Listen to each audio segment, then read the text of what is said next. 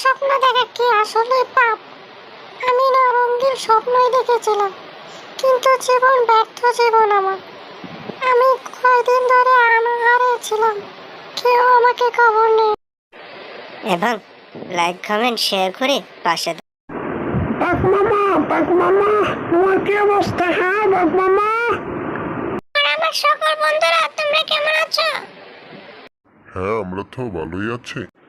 আমি বনের রাজা, আমাকে সম্মান টুকু দেয় না কোনো বনের পশু। কি হয়েছে বাঘ মামা? এত চিন্তা কেন? তোমার সম্মান দেয় না কেন? আমি থাকতে তোমার কোনো ভরসাই নেই। হ্যাঁ, তুই থাকতে তো আমার কোনো ভরসাই নেই, এটা তো তুই নিজে প্রমাণ করে দিলি। তোরা যে আমার সম্মান করিস না সেটা আমি নিজে বুঝি না। হয়েছে হয়েছে, থাক, এখন আসা আমার কাছে এসা তারা। তারা একে অপরের সাথে দুষ্টুমি করতে লাগলো।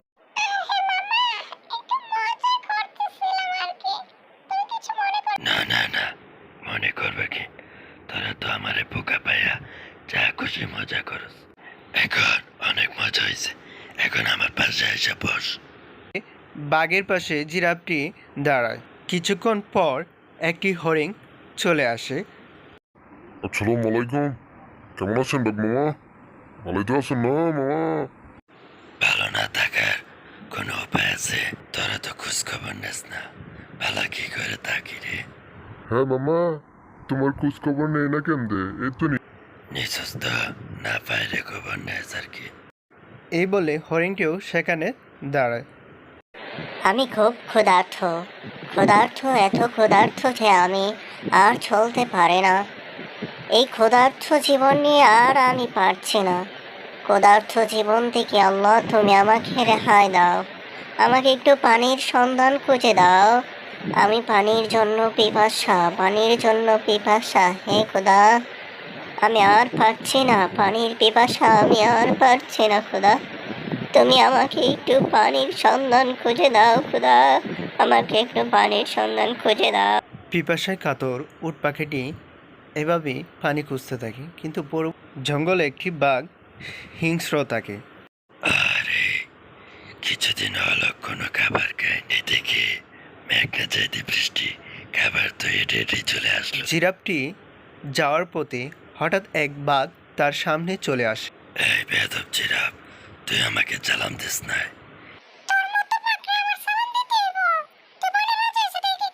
তোরে কিন্তু আমি খেয়ে নিব। বাঘ আর জিরাফের রাগারাগি হয়, তাই তারা এখান থেকে চলে যায় অন্য কোথাও। একটি ডাইনোসর খুব বিপদে পড়ে। হঠাৎ এক হরিণ সেখানে তাকে বাঁচানোর চেষ্টা করে। এই ডাইনোসর, তুমি পায়ে বর দিয়ে উঠে আসো, তোমার জীবন বাঁচ। এই বলে হরিণটি ডাইনোসরটি তার পায়ের বর দিয়ে ডাইনোসরটিকে তুমি আমার জীবন বাঁচিয়েছ, তোমার কাছে আমি চিরদিন। এটা আমার দায়িত্ব মাঝেই পড়ে, তুমি ভালো থেকো।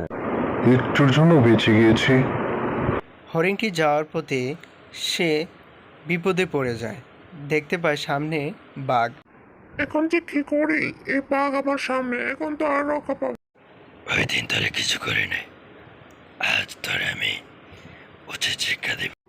তুই আমারে খাবি না? সাহস থাকলে তুই আমার সাহায্যের ভয় দেখাচ্ছিস, আয় হরিণ, আজ তোরে খাবো।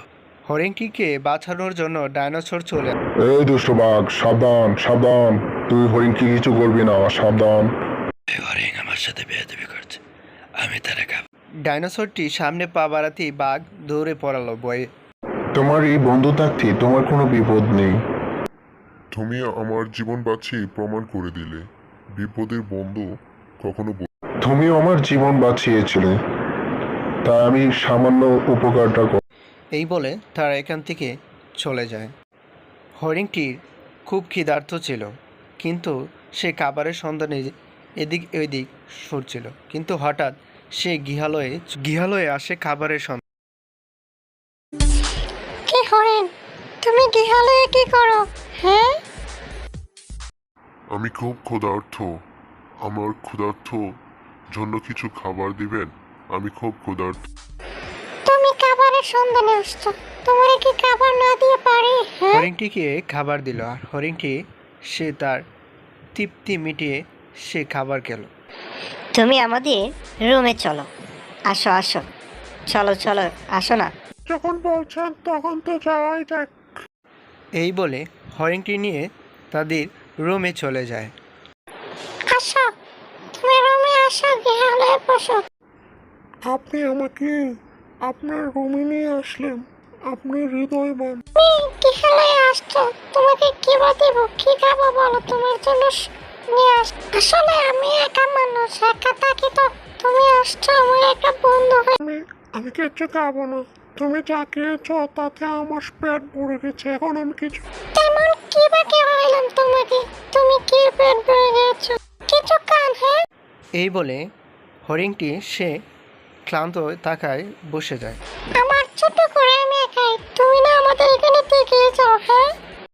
না না, আমি থাকবো না, অন্য এক সময় আসলে থাকবো না। তোমার এই উপকার আমার সারা জীবন মনে থাকবে। আমি কি ভাই করতে পারছি আপনার জন্য? আবার আসেন, হ্যাঁ? আমি খুশি হব, আবার আসেন।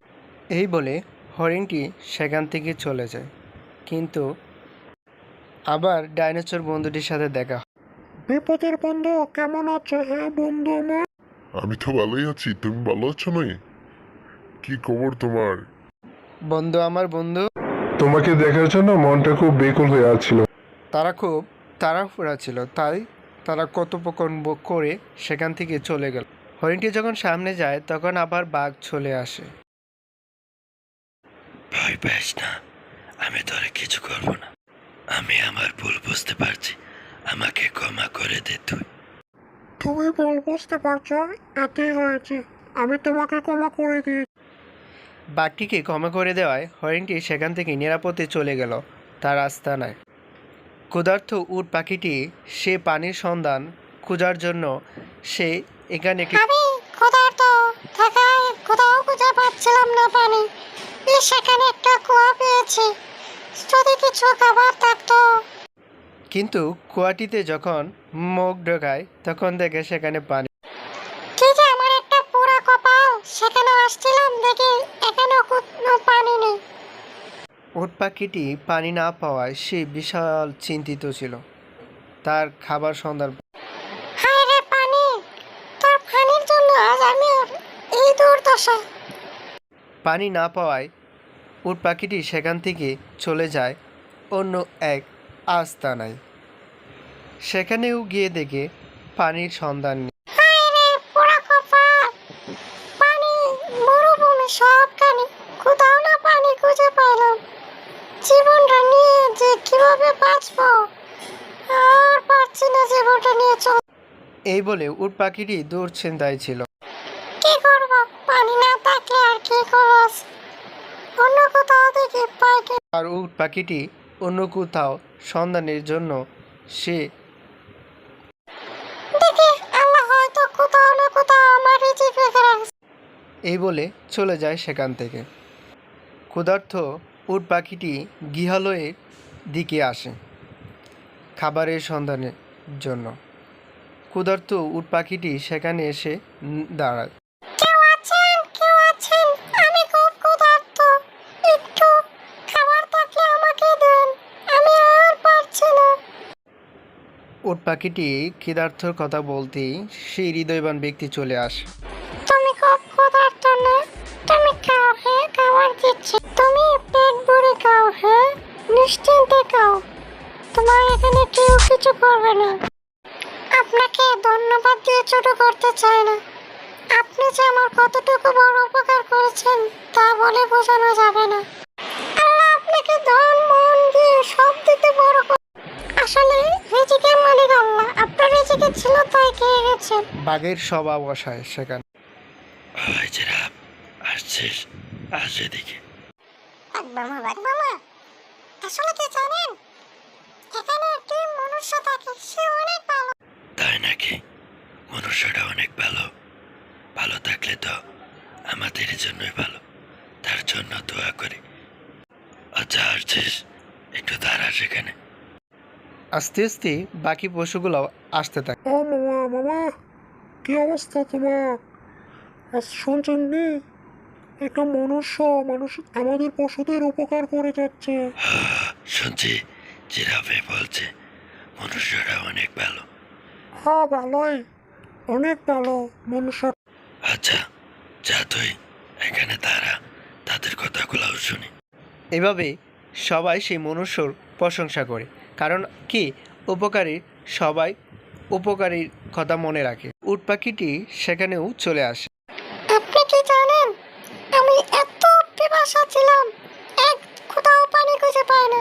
এক মনুষ্যের কাছে চলে গিয়ে কিছু, হয়তো আমি মরেই যেতাম। আসলে কি জানিস, ক্ষুধা বাঁচিয়ে রাখলে যে কোনো মানুষের মাধ্যমে হলো জীবন বাঁচিয়ে দেয়। এটা হলো হ্যাঁ হ্যাঁ, আল্লাহ নিয়ামত সব কিছু বিশ্বাস করতে হবে। আজকে আমার জীবন বেঁচেছে আমি বুঝেছি। কিরে ডাইনোসর, তোর খবর কি? বাঘ যে এদের নিয়ে কি হচ্ছে? আড্ডা দেওয়া হচ্ছে নাকি? হ্যাঁ হচ্ছে আড্ডা, এবার আনন্দ মিলবে খেলা। বন্ধুরা, তোমরা এরকম সুন্দর সুন্দর ভিডিও পেতে আমাদের চ্যানেলটি সাবস্ক্রাইব করেন এবং লাইক কমেন্ট দিয়ে পাশে থাকেন। আমাদের সবার সাথেই সবার একসাথে বসবাস, এটি দিয়ে আপনার সার্চ দিয়ে ইউটিউবে পাবেন। কিন্তু আমরা পরবর্তী আরও ভালো ভালো ভিডিও নিয়ে আসবো। আপনার আরেকটি ভিডিও পাবেন যেটা হচ্ছে বউ ডাইনি কেন, এরকম একটি ভিডিও পাবেন। তো আপনাদের জন্য আরও ভালো ভালো ভিডিও নিয়ে আসবো, কিন্তু আমরা একটা ভিডিও শুধু আপনাদের লাইক কমেন্ট এবং শেয়ার আর একটি সাবস্ক্রাইব করলে পরবর্তী ভিডিওগুলো আপনাদের নোটিফিকেশন